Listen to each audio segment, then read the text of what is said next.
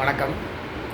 நம்ம அறநிலையத்துறை அமைச்சர் சேகர் பாபு அவர்கள் சொல்லிக்கிறாரு, தமிழ்நாட்டில் நைட்டு 12 மணிக்கு கூட பெண்கள் முழுசாக நகை அணிஞ்சிட்டு வீடு போய் பத்திரமா சேர்றாங்கன்னா அது தமிழ்நாட்டில் தான். அங்கே ஒன்று இங்கே ஒன்று நடக்கும். அதுக்கு நம்ம முதல்வர் கடுமையான நடவடிக்கை எடுக்கிறாரு அப்படின்னு சொல்லிக்கிறாரு. இல்லை, இவர் சேகர் பாபு அவர்களுக்கெல்லாம் மனசாட்சி இருக்குதா இல்லையா? அவரெல்லாம் தமிழ்நாட்டில் தான் இருக்காரா, இல்லை வேற்று கிரகத்தில் எங்காவது இருக்காரா? தமிழ்நாட்டில் என்ன நடக்குது அப்படின்னு செய்தித்தாள்களையும் டிவியும் பார்க்குறாரா, இல்லை அறநிலையத்துறை பணத்தை என்றதில் மட்டுமே குறிக்கோளாக இருக்காருன்னு நமக்கு தெரியல. நீ தமிழ்நாட்டில் எல்கேஜி படிக்கிற குழந்தையிலேருந்து ஸ்கூல் படிக்கிற குழந்தை, காலேஜ் படிக்கிற குழந்தை, வேலைக்கு ஒரு பொம்பளைங்க அவ்வளோ தூரம் ஏன் இன்றைக்கோ நாளைக்கோ சாக கிடக்கிற கிளவி கூட வீட்டில் தனியாக விட்டுட்டு போகிறதுக்கு பயமாக்க அந்த மாதிரி ஒரு சூழ்நிலை இன்றைக்கி தமிழ்நாட்டில் இருக்குது.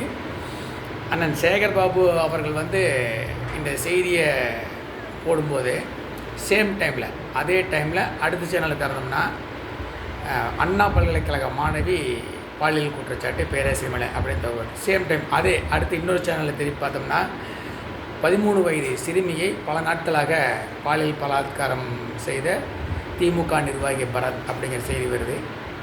இதெல்லாம் இவர் பார்க்குறாரா பார்க்கலையா அப்படிங்கிறது தெரியல. பொய் சொல்லலாம், ஆனால் இந்த அளவுக்கு பொய் சொல்லக்கூடாது.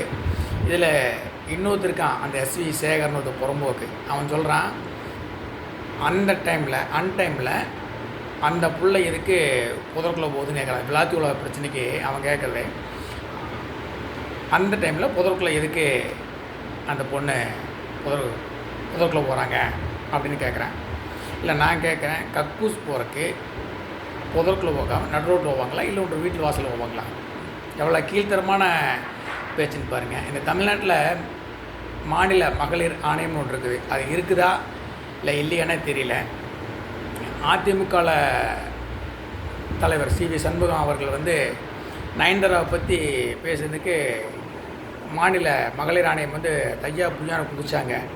ஆனால் எஸ்வி சேகர் இந்த அளவுக்கு தமிழகத்தில் உள்ள ஒட்டுமொத்த பெண்களையும் இழிவர் தான் பேசியிருக்கான். இப்போ அந்த மகளிர் ஆணையம் எங்கே போச்சுன்னு தெரியல.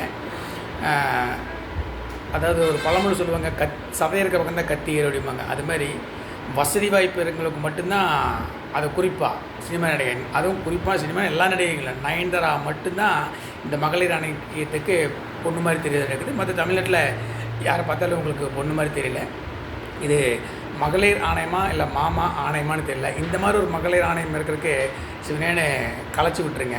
இதுக்கு அதாவது வசதி இருக்கிறவங்களுக்கு ஒரு மாதிரி நியாயம், வசதி இல்லாதவங்களுக்கு ஒரு மாதிரியும், அதுவும் அதிகார வர்க்கத்தில் உங்களுக்கு தேவையான ஆளுன்னா அவங்களுக்கு தகுந்த மாதிரி ஒரு நியாயம், ஏழை எளிய மக்கள்னா இந்த மகளிர் ஆணையம் வாயை தகவல். இந்த மாதிரி ஒரு மகளிர் ஆணையம் இருக்காமல் இருக்கிறது நல்லது. தேவை.